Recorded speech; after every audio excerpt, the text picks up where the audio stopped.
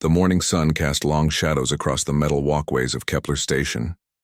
Jake Morrison wiped the sweat from his forehead as he checked his equipment one last time. The research backpack felt heavier today, loaded with scanners, sample containers, and medical supplies. He was excited about the mission ahead. Ready for another adventure in the unknown? Lieutenant Kyle Davis asked as he approached. Kyle had been Jake's friend since their academy days on Earth. Now they worked together on this remote station, studying the strange world of Centauri Prime. Always, Jake replied with a grin. The Forest Sector 7 has shown some interesting readings. Who knows what we might find today? Commander Zexthal emerged from the control room, his green scales catching the artificial light. The Draconi leader was tall and impressive, with golden eyes that seemed to see everything. Human Morrison, your team departs in 10 minutes. Remember the safety protocols. This world still holds many dangers. Jake nodded respectfully. Understood, Commander. We'll be careful. Dr. Kira Vel-9 clicked her way over on 6 legs. The insectoid scientist's compound eyes reflected multiple images of the world around her. The atmospheric readings are stable today. Perfect conditions. For biological surveys, I am most curious about your findings. The research team consisted of Jake, 2 Aquatic Federation scientists, and 1 member of the crystalline hegemony. It was a typical mixed species group, common on frontier stations like Kepler. Each species brought their own skills and perspectives to the work. The transport shuttle hummed quietly as it carried them over the vast green forests of Centauri Prime. Jake pressed his face to the window, watching the endless canopy below. Somewhere down there, new species waited to be discovered, new relationships to be understood. Drop zone approaching, the pilot announced. The shuttle descended through the morning mist, landing in a small clearing surrounded by towering trees. The air outside was fresh and clean, filled with the sounds of alien birds and insects. Jake stepped onto the soft ground and breathed deeply. This was what he lived for. The thrill of exploration, the chance to understand life in all its forms. His scanner beeped softly as it detected various life signs in the area. Fascinating plant structures, noted Velkoth, one of the Aquatic Federation members. His blue skin glistened with moisture from his environmental suit. The root systems appear far more complex than our initial survey suggested. The team spread out in a standard search pattern, staying within sight of each other. Jake moved toward a cluster of unusual flowering plants, his scanner picking up interesting chemical signatures. The flowers were purple and gold, unlike anything in the galactic databases. Jake, you need to see this. Kyle's voice crackled through the comm system. Jake hurried toward his friend's position, weaving between the thick tree trunks. He found Kyle standing at the edge of a small ravine, pointing down into the shadowy depths. What is it? Jake asked, following Kyle's gaze. Look there, near that fallen log. Jake squinted into the dim light below. At first he saw nothing unusual, then movement caught his eye. Something large and dark was trapped beneath a twisted metal device. As his eyes adjusted, Jake's breath caught in his throat. It was a shadow maw. Jake had seen pictures in the galactic wildlife databases, but never imagined he would encounter one in person. The creature was about 6 feet long, covered in scales that seemed to absorb light. Even injured and trapped, it radiated a sense of deadly power. We need to report this immediately, Kyle whispered. Shadow maws are classified as extreme threats. The entire sector should be evacuated. But Jake was already climbing down into the ravine. The other team members gathered at the edge above, their voices rising in alarm. Human Morrison, return immediately, commanded Velkoth. That creature is highly dangerous. Jake ignored the warnings. Up close, he could see the trap had crushed the creature's hind leg. Blood seeped from several wounds. The shadow maw's breathing was labored and shallow. Its bioluminescent markings flickered weakly. It's badly hurt, Jake called up to the others. This is an illegal trap. Poachers must have set it. That does not matter, replied Zixvel, the crystalline representative. Her voice chimed like breaking glass. Shadow maws cannot be helped. They attack anything that approaches. You must leave it. Jake knelt beside the trapped creature. The shadow maw's eyes opened, revealing deep amber pupils that seemed almost intelligent. Instead of the expected roar or snap of jaws, the creature made a soft whimpering sound. "Hey there," Jake said quietly. "I know it hurts. Let me help you." The team above watched in horrified fascination as Jake opened his medical kit. His movements were slow and careful, giving the creature time to understand his intentions. The Shadow Maw watched him with those amber eyes, its body tense but not aggressive. "This is madness," Velkoth whispered to Kyle. "Your friend will be killed." Kyle wanted to agree, but something about the scene below seemed different from what he expected. The creature wasn't trying to attack Jake. If anything, it seemed to be studying him. Jake worked carefully to dismantle the illegal trap. The metal was twisted and sharp, designed to cause maximum damage. As he freed the creature's leg, it let out a low sound that was almost like gratitude. "Easy now," Jake murmured, applying antiseptic to the wounds. "This might sting a little." The Shadow Maw flinched, but didn't pull away. Jake continued his treatment, cleaning and bandaging the injuries with practiced skill. The creature seemed to relax under his gentle touch. "Incredible," Dr. Kira Vel-9 observed from above. "The subject shows no aggressive behavior toward the human. This contradicts all known data about the species." After an hour of careful work, Jake had stabilized the creature's condition. The Shadow Maw was still weak, but no longer in immediate danger. When Jake moved to stand up, the creature made a soft sound and nudged his hand with its snout. "I think it wants me to stay," Jake said, amazed. "You cannot bring that thing back to the station," Kyle protested. "The regulations clearly state—" "The regulations don't cover this situation," Jake interrupted.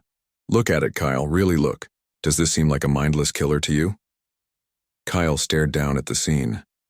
The Shadow Maw had positioned itself close to Jake, almost protectively. Its breathing had steadied, and the bioluminescent markings were glowing brighter. "We need to contact the station," Velkoth insisted. "Commander Zexthal must be informed immediately." Jake carefully lifted the injured creature. It was heavier than expected, but it didn't struggle or resist. Instead, it seemed to settle into his arms, with something that looked almost like trust. "I'm taking it back with us," Jake announced. "It needs proper medical attention." The journey back to the shuttle was tense. The other team members kept their distance, ready to run if the creature showed any signs of aggression. But the Shadow Maw remained calm, occasionally making soft sounds that Jake somehow understood as contentment. As the shuttle lifted off, Jake held the creature securely, feeling its steady heartbeat against his chest. He didn't understand what was happening, but he knew this was important. This moment would change everything they thought they knew about Shadow Maws. And maybe, Jake thought as he watched the forest disappear below, it would change what the galaxy thought about humans too. The shuttle carried them back toward Kepler Station, where news of Jake's encounter would soon spread throughout the galactic community. But for now, in the quiet hum of the transport, a human and a creature that was supposed to be his natural enemy rested together in peaceful understanding. Neither Jake nor the watching galaxy could imagine the truth that would soon be revealed. The shuttle bay fell silent as Jake stepped off the transport carrying the Shadow Maw in his arms. Station personnel who had gathered to welcome the research team back now stood frozen in shock. Some backed away slowly. Others reached for emergency alarm buttons. Nobody moved suddenly. Jake said calmly, "Shadow is hurt and scared. Loud noises or quick movements might upset him." "Shadow?" Kyle asked in disbelief. "You named it?" "He needed a name," Jake replied, adjusting his grip on the creature. The Shadow Maw's amber eyes swept across the crowd of alien faces, but it remained still in Jake's arms. Commander Zexthal arrived at a run, his scales shifting to a darker green that indicated high stress. Behind him came Dr. Kira Vel-9 and several security officers. The sight that greeted them defied all logic and protocol. "Human Morrison," the commander said in a carefully controlled voice. "Explain this situation immediately." "I found Shadow caught in an illegal trap," Jake explained. "He was badly injured. I couldn't just leave him to die." Zexthal corrected firmly. "Shadow Maws are not pets, Morrison. They are apex predators. The Galactic database lists 47 documented attacks resulting in casualties across 12 different species. Dr. Vel-9 stepped closer, her compound eyes studying the creature with scientific fascination. The subject appears calm. This behavior is unprecedented. All previous encounters with shadow maws resulted in immediate aggressive responses. Maybe the previous encounters were handled wrong, Jake suggested. Shadow here hasn't shown any aggression toward me or anyone else. As if responding to his name, the shadow maw made a soft rumbling sound and nuzzled Jake's shoulder. The watching crowd gasped collectively. Several species representatives began speaking rapidly in their native languages. "We need to secure this creature immediately," declared Captain Yex-9 of the Crystalline Hegemony Security Force. Her crystal body chimed with agitation. "It poses an unacceptable risk to all station personnel." "He's not dangerous," Jake protested. "Look at him. Does this look like aggressive behavior to you?" "Appearances can be deceiving," Commander Zexthal replied. "The creature may be conserving energy for an attack. We cannot take such risks." Within an hour, news of the incident had spread throughout the station's communication networks. Emergency protocols were activated. Messages flew across space to various species' homeworlds, reporting that a human had somehow tamed a shadow maw. Jake was escorted to the medical bay, still carrying Shadow. The creature had grown noticeably more alert as they walked through the station corridors. Its bioluminescent markings pulsed in steady rhythms, and it occasionally made soft sounds that Jake was beginning to recognize as contentment. "Place the creature on the examination table," Dr. Vel-9 instructed, activating her medical scanners. "I think he prefers to stay with me," Jake said as Shadow pressed closer against him. "This attachment behavior is highly unusual," the doctor observed, recording everything. "Shadow maws are solitary creatures. They do not form social bonds with other species." "Maybe they do, and we just never gave them the chance," Jake replied. As Dr. Vel-9 conducted her scans, Shadow remained perfectly still. The only signs of stress came when the doctor moved too quickly or when Jake stepped away. Then the creature would make low whining sounds until Jake returned to his side. "The biological scans show no evidence of parasitic infection," Dr. Vel-9 announced after an hour of testing. "No mind control organisms, no chemical manipulation. The creature appears to be acting of its own free will." "Then why is it behaving this way?" Commander Zexthal demanded. "I do not know," the doctor admitted. "The brain scans show elevated activity in regions associated with pack bonding and emotional attachment. These neural patterns have never been observed in wild shadow maws." By evening, representatives from 6 different species had arrived on emergency transports. The station's main conference room filled with concerned voices and heated arguments. "The human must be quarantined," insisted Ambassador Velkoth of the Aquatic Federation. "There may be unknown biological factors at work." "The creature should be destroyed immediately," declared Representative Zixiel of the Ethereal Collective. "It poses too great a risk to allow it to live." "We need more time to study this phenomenon," Dr. Vel-9 argued. "This could lead to breakthrough discoveries in interspecies communication." Jake sat in the center of the debate, Shadow lying calmly at his feet. The creature seemed uninterested in the heated discussion swirling around him. Instead, he focused entirely on Jake, occasionally lifting his head to receive a gentle pat. "The Galactic Wildlife Protection Authority has issued an emergency directive," announced Commander Zexthal, reading from his communication device. "All shadow maws are to be contained or eliminated on site. This specimen must be euthanized within 24 hours. "No," Jake said firmly. "Shadow hasn't hurt anyone. He doesn't deserve to die because others are afraid." "Fear is a rational response to apex predators," Zixiel replied coldly. "Humans appear to lack proper survival instincts." "Maybe we just understand that not everything dangerous has to be an enemy," Jake shot back. The argument continued late into the night. Jake was assigned quarters in the medical wing, with Shadow contained in an adjacent room. The separation clearly distressed the creature. Throughout the night, station personnel reported hearing low, mournful calls echoing through the corridors. Kyle visited Jake early the next morning, finding his friend exhausted from lack of sleep. Shadow kept calling for me all night, Jake explained. I could hear him through the walls. He doesn't understand why we're separated. Jake, you have to be realistic about this, Kyle said gently. The entire galactic community is in panic mode. 6 species are threatening to withdraw from joint research projects if Shadow isn't dealt with. Dealt with, Jake repeated bitterly. You mean killed. The authorities arrive in 8 hours with a full containment team, Kyle warned. They have authorization to use any means necessary. Jake spent the morning with Shadow, documenting everything he could observe about the creature's behavior. Shadow responded to his name, showed curiosity about non-threatening objects, and displayed what could only be described as playfulness when Jake tossed a small ball across the room.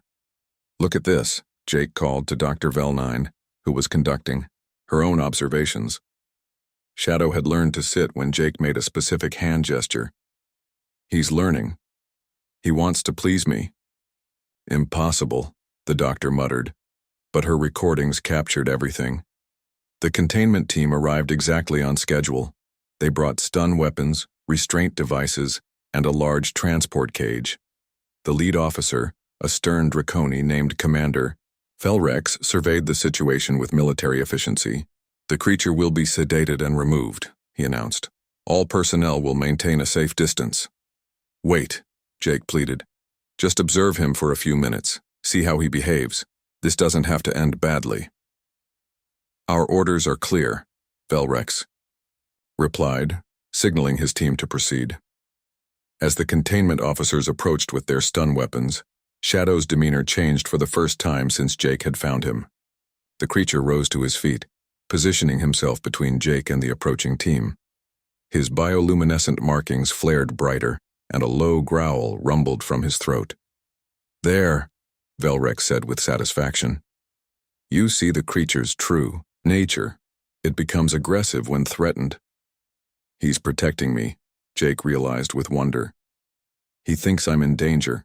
Territorial behavior over prey is common in apex predators, Dr. Vel9 observed, though uncertainty crept into her voice. The standoff continued for several tense minutes. Shadow remained in his protective stance, never advancing but clearly ready to defend Jake if necessary.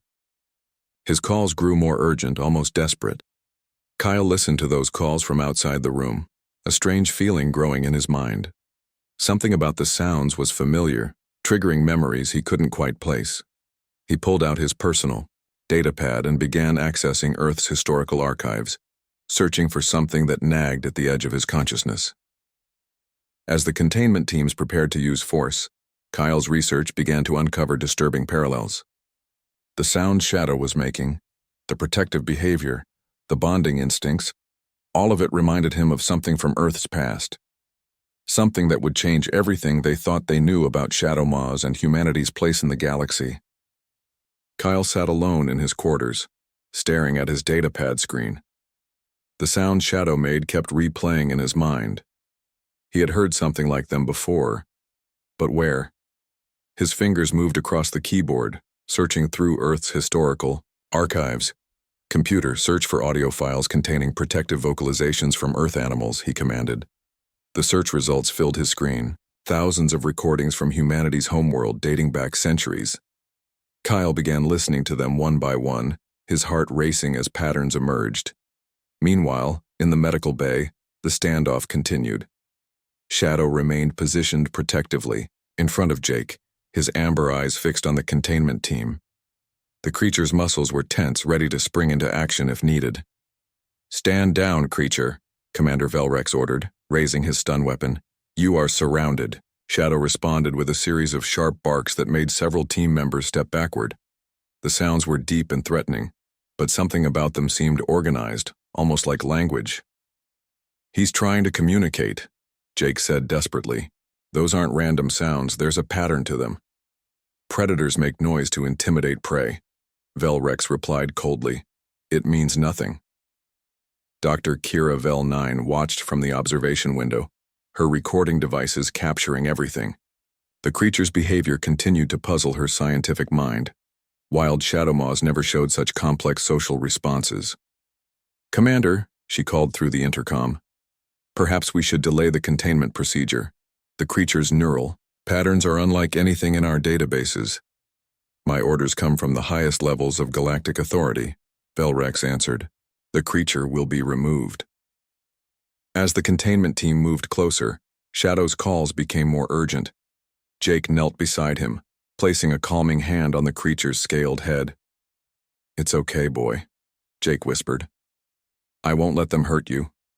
Shadow looked up at Jake with those intelligent amber eyes, and something passed between them. Trust, understanding, a bond that transcended species barriers. In his quarters, Kyle finally found what he was looking for: an audio file from Earth's archives labeled Domestic Canine Protective Behaviors, Historical Documentation. His hands trembled as he played the recording. The sounds were identical to Shadow's calls. Kyle's breath caught in his throat as he read the file description. The recordings were from humanity's ancient past, when dogs still lived alongside their human companions. The specific vocalizations occurred when the animals believed their humans were in danger. "Impossible," Kyle whispered, but the evidence was undeniable. He dove deeper into the archives, accessing classified sections that few humans ever saw. Project Genesis appeared in his search results, a program so secret that most of humanity had forgotten it existed. The files revealed humanity's greatest undertaking. Before spreading across the galaxy, Earth's governments had launched thousands of ships carrying not just human colonists, but their animal companions. Dogs, cats, horses, and dozens of other species had been genetically modified to survive on alien worlds.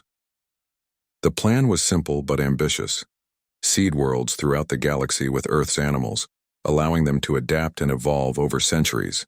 When human colonists finally arrived, they would find their old friends waiting for them. Kyle's heart pounded as he read the technical specifications. The genetic modifications included enhanced intelligence, improved survival instincts, and, most importantly, an unbreakable bond with humans that would persist across generations. "The shadow moths," he breathed, understanding flooding through him. "They're not aliens at all." Back in the medical bay, the situation was reaching a breaking point. Velrex had grown tired of waiting and signaled his team to advance. As they moved forward with their stun weapons, Shadow's protective instincts finally overcame his restraint. The creature lunged forward, not to attack, but to place himself between Jake and the weapons. His body formed a living shield, protecting the human he had bonded with. "Now you see its true nature," Velrex declared, taking aim. "No, wait," Dr. Velnine called out. "Look at its positioning. The creature is not attacking, it is defending." Jake wrapped his arms around Shadow's neck, feeling the creature's rapid heartbeat. "He would rather die than let me get hurt," Jake realized aloud. The containment team hesitated. This behavior was unlike any predator they had encountered. Apex predators fought for themselves, not for other species. At that moment, Kyle burst through the medical bay doors, his datapad clutched in his hands. "Stop," he shouted. "Don't hurt him. I know what Shadow really is." Commander Velrex turned, his weapon toward Kyle. "Stand back, Lieutenant. Do not interfere with official operations." "Shadow isn't a shadow maw," Kyle announced breathlessly. "At least not the way we think of them. He's from Earth." The room fell silent. Even Shadow seemed to sense the importance of Kyle's words. "Explain yourself," Dr. Velnine demanded. Kyle held up his datapad showing the audio comparisons. "The sounds Shadow makes match exactly with recordings from Earth's domestic dogs. The protective behavior, the bonding instincts, the intelligence, it all fits." "Ridiculous," Velrex snorted. "Earth animals went extinct centuries ago." "No, they didn't," Kyle replied, accessing more files. Project Genesis. Humanity seeded worlds across the galaxy with genetically modified Earth animals. They were designed to survive, adapt, and wait for us to find them again. Jake looked down at Shadow with new understanding. "You've been waiting for us, haven't you, boy? Your people have been waiting for humans to come home." Shadow responded with a soft whine, nuzzling against Jake's chest. the creatures bioluminescent, markings pulsed in gentle rhythmic patterns. "This is impossible," Commander Zexthal said, entering the medical bay after hearing the commotion. "Shadow maws are dangerous predators. They're dangerous because they're traumatized," Kyle explained, pulling up more data. "Look at the attack reports. Every incident occurred when humans encountered shadow maws but didn't recognize them. The animals became desperate, trying to reconnect with their lost human companions." Dr. Vel9 studied Kyle's evidence with growing amazement. "The genetic markers," she whispered. "I should run a complete DNA analysis." "Do it," Jake urged. "Prove that Shadow is what Kyle says he is." As the doctor prepared her equipment, Kyle continued reading from the archives. The modification program was incredibly sophisticated. Earth's animals were given enhanced survival abilities, improved intelligence, and genetic memories that would help them recognize humans across generations. "Genetic memories?" Zexthal questioned. "Instinctive knowledge passed down through DNA," Kyle explained. Shadow didn't learn to trust Jake. He was born knowing that humans are friends, not enemies. The DNA scanner hummed to life as Dr. Vel9 took samples from Shadow. The creature remained calm, seeming to understand that this procedure would help him. Minutes passed in tense silence as the scanner analyzed Shadow's genetic structure. Finally, the results appeared on the doctor's screen. "Extraordinary," she breathed. "The base genetic pattern is indeed from Earth. Canis lupus familiaris, domestic dog, but modified extensively for survival in alien environments." The revelation hit everyone in the room like a physical blow. Shadow wasn't humanity's enemy. He was humanity's oldest friend, changed by time and genetic engineering, but still fundamentally the same loyal companion that had lived alongside humans for thousands of years. "How many other species are really Earth animals?" Jake wondered aloud. Kyle scrolled through more files. "According to this, dozens of worlds have populations of modified Earth creatures. We've been calling them alien predators, but they're actually our lost family members." Shadow seemed to sense the change in the room's atmosphere. His protective stance relaxed, and he began making softer sounds, sounds that Kyle now recognized as expressions of happiness and relief. "We need to contact the Galactic Wildlife Protection Authority immediately," Dr. Vel9 declared. "This changes everything we know about these creatures." But even as they spoke, reports were coming in from across the galaxy.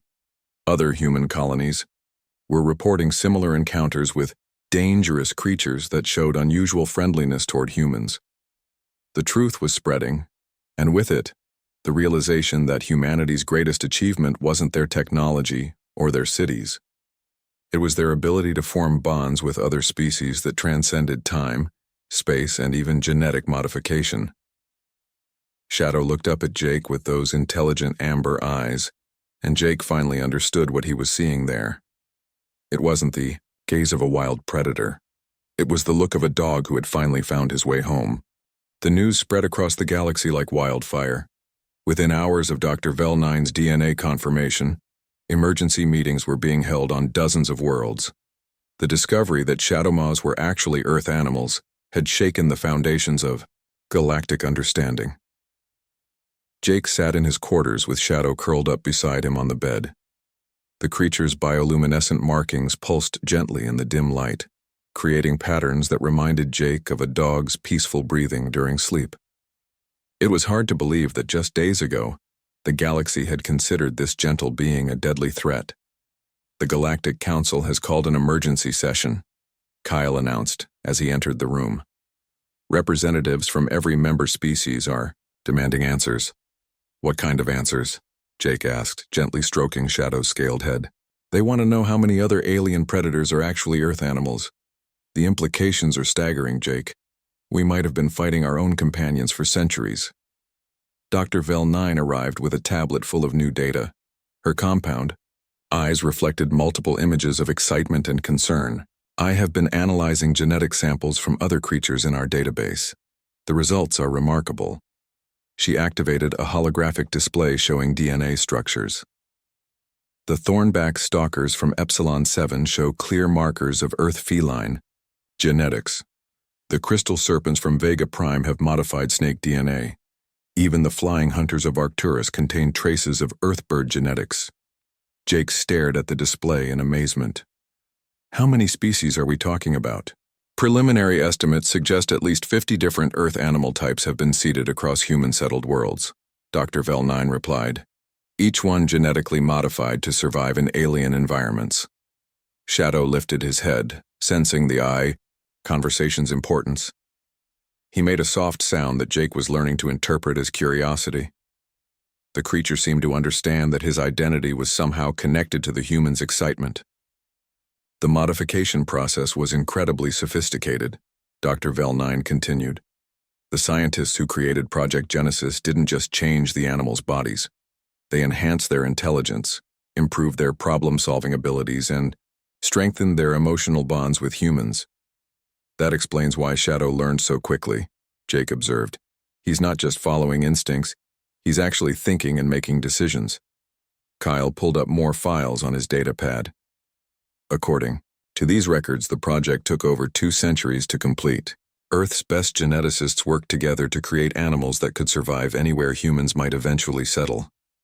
But why keep it secret? Jake wondered. Political reasons, Kyle explained. Not every Earth government agreed with the project. Some thought it was too expensive. Others worried about the ethical implications of genetic modification. The project leaders decided to proceed in secret, believing that future generations would thank them. Commander Zexthal entered the room, his scales showing the dark green coloration that indicated deep thought. The Galactic Wildlife Protection Authority has suspended all containment orders for Shadowmaws pending further investigation. Similar orders have been issued for dozens of other species. What about the attacks? Jake asked. If these creatures are supposed to be friendly to humans, why have there been so many casualties? Dr. Vel9 brought up another display showing behavioral analysis charts. I believe the attacks occurred because the animals were trying to reconnect with humans who didn't recognize them. Imagine a dog that has been separated from its family for years. When it finally sees humans again, it becomes desperate to rejoin them. But the humans saw dangerous predators instead of lost pets, Kyle added. So they fought back or ran away. The animals, already stressed and confused, became more aggressive in their attempts to reconnect. Shadow seemed to sense the sadness in their voices. He moved closer to Jake, pressing his warm body against the human's side. His bioluminescent markings shifted to softer, more comforting patterns. The tragedy is that both sides were acting out of fear, Zexthal observed. Humans feared the creatures, and the creatures feared abandonment by the humans they were designed to love. There's more, Dr. Vel9 said, activating another data file. I've been studying Shadow's brain patterns. The genetic modifications include something called species recognition protocols. These animals can identify humans not just by sight, but by scent, body language, and even electromagnetic patterns. They're programmed to love us, Jake realized, with wonder. More than that, the doctor corrected, they're programmed to need us. The emotional bond isn't just strong, it's essential for their psychological health. Separation from humans causes them genuine distress. Kyle found reports from across the galaxy confirming this theory. Look at this. Every world where humans abandoned settlements shows the same pattern. The local predator populations become increasingly aggressive and territorial over time. They're not becoming wild, Jake understood. They're becoming depressed and desperate. Exactly, Dr. Vel9 agreed. These creatures were never meant to live without human companionship. When humans left or avoided them, it created psychological trauma that manifested as aggressive behavior. Shadow made a soft whimpering sound, as if he could understand the conversation. Jake pulled the creature closer, feeling the steady rhythm of his heartbeat. How do we fix this? Jake asked. There must be millions of these animals scattered across dozens of worlds, all thinking they've been abandoned by their human families. The solution is simple in concept but complex in execution, Zexthal replied. We need to reunite the animals with human companions and teach both sides to recognize each other. A galaxy-wide rehabilitation program. Kyle mused. It would require cooperation from every human colony and alien species. Dr. Vel-9 was already working on plans. We would need teams of trained handlers, genetic identification equipment, and careful introduction protocols. The animals have been traumatized by centuries of rejection. They won't trust easily. But they'll want to, Jake said confidently, feeling Shadow's contentment. The genetic programming is still there. They're hardwired to bond with humans. We just need to give them the chance. As they spoke, reports continued arriving from across the galaxy. Human colonies were beginning to approach local predator populations with new understanding. Some encounters were successful, resulting in joyful reunions between humans and their long-lost animal companions. Others remained tense, requiring careful mediation. There's something else, Kyle said, reading from his datapad. The Project Genesis files mention breeding programs designed to maintain genetic diversity. These animals weren't just dumped on planets and forgotten. They were given the biological tools to thrive and multiply, which means there are probably second, third, even 10th generation descendants who have never seen humans, but still carry the bonding instincts, Dr. Vel-9 observed. Shadow suddenly perked up, his ears turning toward the door. A moment later, they heard approaching footsteps in the corridor. The creature's tail began to wag, an unmistakably dog-like behavior that made everyone in the room smile. He knew you were coming before we did, Jake told Kyle as his friend entered. Enhanced senses, Dr. Vel-9 explained, another modification from the original project. These animals can detect human presence from much greater distances than their Earth ancestors could. The question now, Zexthal said seriously, is how the galactic community will respond to this revelation. Some species are already expressing concern about humans' influence over animal behavior. They're worried about what else we might have hidden, Kyle translated. Or they're amazed by what we accomplished, Jake countered. Think about it. We took our beloved animal companions and gave them the tools to survive anywhere in the galaxy. We created a living bridge between Earth and the stars. Shadow looked up at Jake with those intelligent amber eyes, and Jake saw something new there. Pride. The creature somehow understood that he was part of something greater than himself, a connection between two worlds, two times, two species, that had refused to be separated by the vastness of space. The galaxy is about to learn something important about humanity, Jake said, gently scratching behind Shadow's ears. We don't just explore the stars, we bring our family with us. 6 months after the discovery on Kepler Station, Jake stood in the central plaza of New Terra Colony, watching something that would have been impossible to imagine before. Children played alongside creatures that had once been feared as deadly predators. A young girl named Lisa threw a ball for a thornback stalker that had been renamed Whiskers. The cat-like creature pounced on the toy with obvious joy, its modified claws carefully retracted to avoid harm. It's amazing how quickly they adapted, Kyle observed, joining Jake at the observation platform. Both the animals and the colonists. Shadow lay contentedly at Jake's feet, wearing a collar that identified him as a certified companion animal. His bioluminescent markings had grown brighter over the months, and he had gained weight. Most importantly, he seemed truly happy for the first time since Jake had found him. The rehabilitation program exceeded all expectations, Dr. Vel-9 reported, approaching with her latest data tablet. 93% of human-animal reunification attempts have been successful. The bonding instincts remained strong even after generations of separation.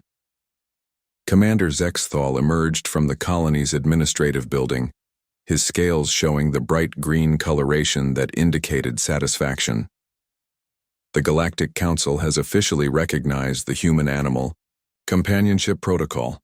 12 species have requested similar bonding programs with their own genetic modifications. Jake smiled at the news. The galaxy had not only accepted humanity's revelation but had embraced it. Other species were now studying Earth's techniques, hoping to create their own companion animals for future colonization efforts. There's someone I want you to meet, Kyle said, leading Jake toward a group of colonists gathered near the medical center. They approached a middle-aged woman named Carol, who was kneeling beside a creature that looked remarkably similar to Shadow. The animal was slightly smaller and had different markings, but the family resemblance was unmistakable. "This is Luna," Carol explained, gently stroking the creature's head. She was found living alone in the northern forests. The rehabilitation team thinks she might be related to Shadow. Shadow's ears perked up at the mention of his name. He approached Luna carefully, sniffing the air around her. The two creatures studied each other for a moment, then began making soft sounds that Jake recognized as communication.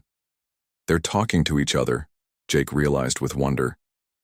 "The geneticists built social instincts into the modifications," Dr. Vel9 explained. "These animals were designed to form packs with both humans and their own kind. Shadow has been isolated for too long. Having another of his species nearby will be good for his mental health." Over the following weeks, Jake watched Shadow's behavior change as he and Luna formed a partnership. They hunted together in the colony's surrounding forests, always returning with small game that they shared with their human families. Their bioluminescent markings began to synchronize, creating beautiful light displays during their evening play sessions. "The children love watching them," Carol told Jake one evening, as they observed Shadow and Luna teaching the colony's youngest residents how to track animals through the forest. "It's like having living fairy tale creatures as teachers." The success at New Terra Colony was being repeated across the galaxy. Reports arrived daily of successful reunifications between humans and their long-lost animal companions. The Arcturus settlement had reconnected with a flock of flying hunters that turned out to be modified eagles. The miners on Rigel 4 discovered that the crystal serpents they had feared were actually enhanced earth snakes that could detect dangerous gas leaks in the mines. "Each world is unique," Jake explained to a group of visiting alien dignitaries. "The animals adapted to their environments over centuries, but they never forgot their connection to humanity." Ambassador Yexthal of the crystalline hegemony listened with fascination. "Your species' approach to colonization is unlike anything we have encountered.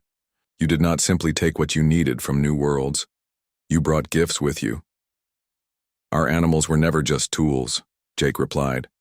"They were family members. We couldn't imagine exploring the galaxy without them." The rehabilitation program had grown into something much larger than anyone had anticipated. Jake found himself traveling from world to world, training new handlers and helping to establish bonding protocols. Shadow accompanied him on every journey, serving as both a demonstration subject and an ambassador for his species. On the mining world of Kepler Beta, Jake helped a nervous engineer named Peter approach a group of shadow moths that had been terrorizing the mining operation for months. The creatures were actually trying to warn the humans about unstable ground conditions, but their attempts at communication had been misinterpreted as attacks. "They're trying to help us," Peter realized, as Shadow demonstrated how the creatures could detect underground vibrations that indicated cave-in risks. "They've been trying to save our lives." Similar discoveries occurred throughout human space.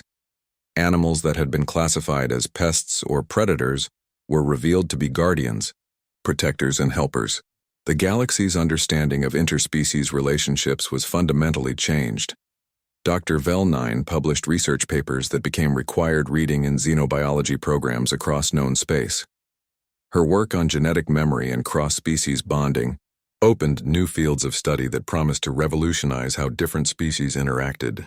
"The humans have shown us something profound," she wrote in her most famous paper.